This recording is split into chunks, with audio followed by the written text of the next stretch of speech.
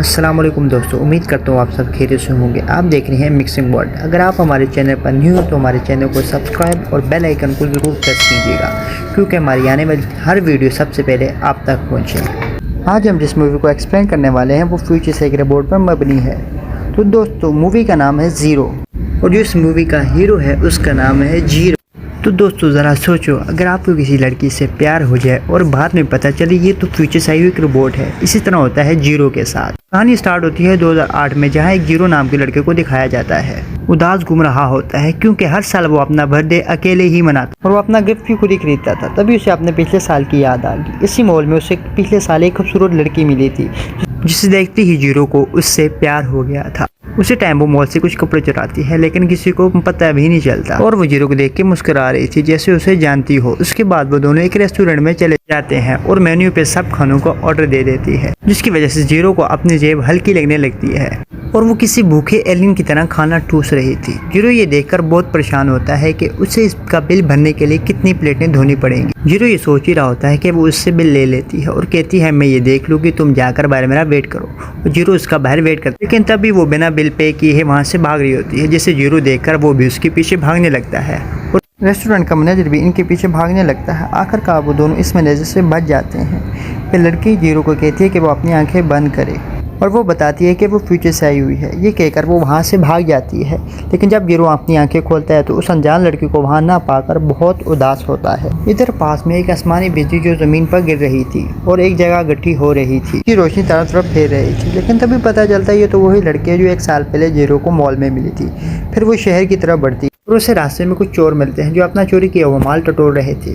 वो वहाँ उसको अकेला देकर उसको तंग करना शुरू कर देते हैं। लड़की उनमें से चोरों की लीडर को उठाकर जोरदार झटके से दूर फेंक देती है। वहाँ एक लड़का होता है जो खुद को डॉन समझ रहा होता है। लड़की के एक ही पंच में वो ढेर हो जाता है। उसके बाद वो एक मॉल में जाती है जहाँ से कुछ कपड़े चुराती है। मॉल के मैनेजर उनको रोकने के लिए उसके पीछे जाते हैं, लेकिन वो बिजली झटके से दोनों को बेहोश कर देती है। तभी हमें वहाँ पर जीरो को दिखाया जाता है जो हर साल की तरह अपना बर्थडे अकेले मना रहा होता है। तभी इस लड़की को वहाँ देखकर वो हक्का बक्का रह जाता है। वो उसे पिछले साल से थोड़ी कुछ बदली हुई लग रही थी। वो किसी रोबोट की तरह अपना सर हिलाकर गाना गा रही थी। आखिरकार उसने जीरो का सर केक में धंस दिया और उसके पूरे चेहरे पर शैंपेन बिखेर दी। इन दोनों के दरमियान ये चल ही रहा होता है, लेकिन तभी वहाँ से एक आदमी उठता है और लोगों पर अंधाधुंध फायरिंग करना शुरू कर देता है। वो जीरो को कवर कर लेती है। दरअसल वो आदमी गैसोलीन से इस पूरे मॉल को जलाने वाला था। तभी वो इसके सर पर कांच की बोतल मारती है और तेजी से भागकर उसको पकड़ लेती है और उससे बंदूक छीनकर दूर फेंकती है और सारी गैसोलीन उसको फैला देती है। फिर उसको जोरदार झटके से खिड़की से बाहर फेंक देती है। वो बंदा गैसोलीन की उल्टी कर ही रहा होता है कि ऊपर से जलती हुई सिगरेट आकर उस पर और पल भर में ये सब कुछ खत्म हो जाता है। उसके बाद दोनों जीरो के घर चले जाते हैं। जीरो जल्दी जल्दी टिश्यू पेपर और उसके रूम में लगे हुए बिकनी पोस्टर हटाता है, लेकिन तभी लड़की की आंखों से एक अजीब सी रोशनी निकलती है जिसमें फ्यूचर का जीरो बैठा हुआ होता है। वो उसे बताता है कि जल्द ही बहुत बड़ा ज़लज़ला आने वाला है, जिससे तुम्हारी जान को भी खतरा हो सकता है। मैंने फ्यूचर से बनाकर इसको तुम्हारे लिए भेजा है और यही तुम्हारी हिफाजत करेगी। छोटा जीरो ये सब देखकर बहुत हैरान हो चुका था। उसे तब पता चलता है ये तो एक एडवांस रोबो है। उसके बाद जीरो उसके पास जाने की कोशिश करता है, लेकिन वो उसको बिजली के झटके से बेहोश कर देती है। अगले पल वो दोनों एक दूसरे के साथ रहने लगते हैं। जल्दी उसे पता चल जाता है कि जीरो क्लास के लेट हो रहा है। वो उसे अपने कंधों पे उठाकर बिजली की रफ्तार से वहाँ से ले जाती है, जैसे मानो कि पूरी दुनिया स्लो मोही चल रही हो। जल्द ही वो उसे उसके टाइम पर क्लास में पहुँचा देती है।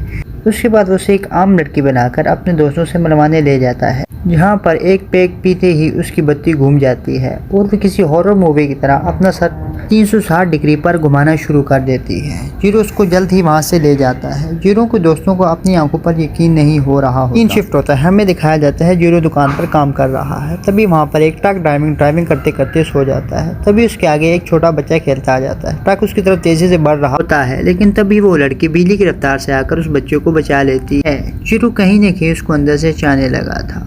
वो उसे अपनी गर्लफ्रेंड की तरह रखता था। जीरो हमेशा उसके पास जाने की कोशिश करता, लेकिन जब भी वो ऐसा करता रोबो को ये बात अच्छी नहीं लगती और उसको जोरदार पंच से दूर फेंक देती। इसकी ताकतवर गर्लफ्रेंड का एक फायदा तो होता था। जीरो के एक दफ़ा पैसे कुछ बस के नीचे गिर जाते हैं। जीरो उसको उठाने के लिए नीचे झुकता है, लेकिन तभी वो आकर बस को पूरी उठा लेती है और जीरो अपने पैसे आराम से निकाल लेता है। इसके अलावा वो पेपर में भी उसकी आंखों में लगे प्रोजेक्ट से चीटिंग करता है। जीरो को एक बात की समझ ना आती। वो रात को पता नहीं उठ के कहाँ चली जाती और सुबह वापस आती तो उसके पूरे चेहरे पर मट्टी लगी होती। दरअसल वो रात को लोगों की मदद करने जाती, जो जीरो के जहनों गुमान में भी नहीं। तभी हमें टीवी पर एक न्यूज़ दिखाई जाती है जिसमें बताया जाता है कि रात को एक बिल्डिंग आग लगने की वजह से तबाह हो चुकी थी, लेकिन खुशकिस्मती से किसी की जान नहीं गई। दरअसल उस रोबोट ने सही वक्त पर पहुंचकर सबकी जान बचा ली। रोबो जीरो से कहती है कि वो एक बार अपने गाँव जाकर होकर आए, क्योंकि वो फ्यूचर में अपने गाँव जाने के लिए बहुत उदास होता है।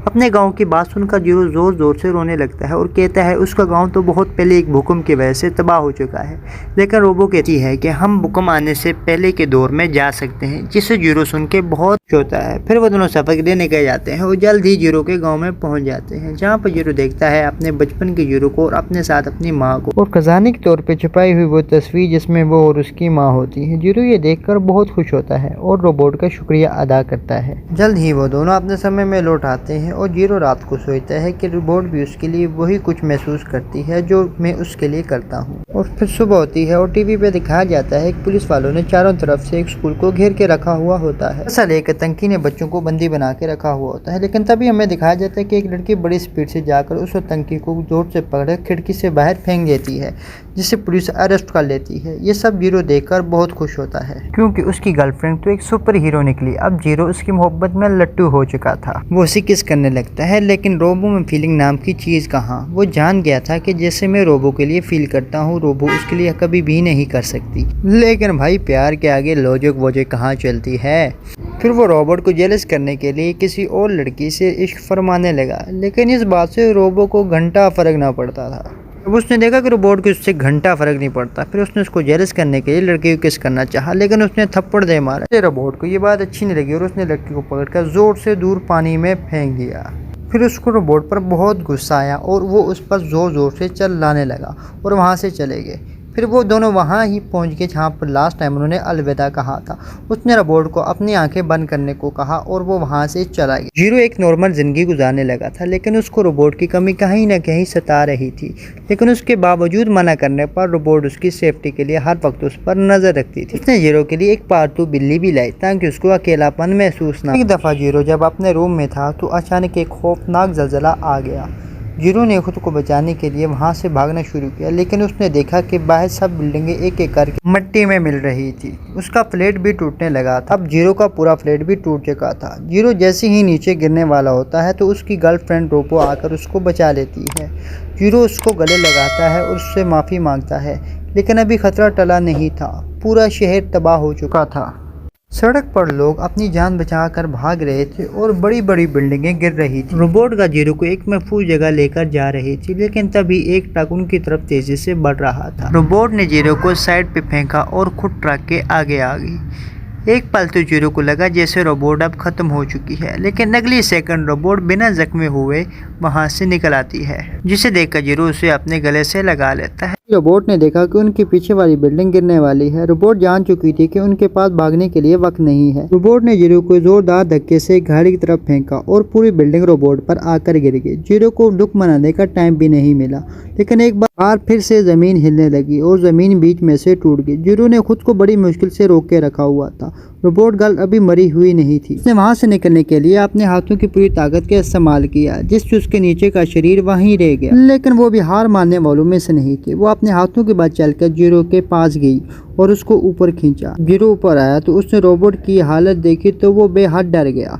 रोबोट ने उससे कहा भी कि वो अपनी जान बचाकर यहाँ से भाग जाए। जीरो किसी भी कीमत पर उसे अकेला छोड़ने वालों में से नहीं था। वो उसकी तरफ मुस्कुराई और कहने लगी कि अब उसे असली प्यार का मतलब समझ आ गया। लेकिन तब भी फिर से एक बार जोरदार ज़लज़ला। एक बार फिर रोबोट ने जीरो को जोरदार धक्का दिया और रोबोट पर एक बड़ा पत्थर आकर गिर गया। जीरो दुख में सिर्फ उसका नाम ही पुकारता रह गया। हुक्म खत्म होने के बाद जीरो ने अपनी गर्लफ्रेंड की तलाश शुरू की, जहां पर उसको रोबोट का हाथ नजर आया। उसने वहां से उसे निकालकर गले से लगाया, लेकिन वो तो उसके लिए अपनी जान कुर्बान कर चुकी। जीरो ने उसे वापस उठने को कहा, लेकिन अफसोस ऐसा कहाँ होता। इस हादसे के 100 साल बाद हमें दिखाया जाता है जहाँ जीरो बूढ़ा हो चुका। हमें पता चलता है जीरो की सालों की रिसर्च के बाद वो रोबोट को रिकवर करके उसकी तमाम मेमोरी को लाने में कामयाब हो जाता है। दोनों एक दूसरे से बहुत मोहब्बत करने लगे थे। जीरो का बर्थडे भी मनाया गया, जहाँ पर एक बार फिर रोबोट ने जीरो का सर केक में दे मारा। दूसरे का हाथ पकड़कर ढलते हुए सूरज को देख रहे थे, जहाँ पर जीरो ने अपनी आखिरी सांस ली।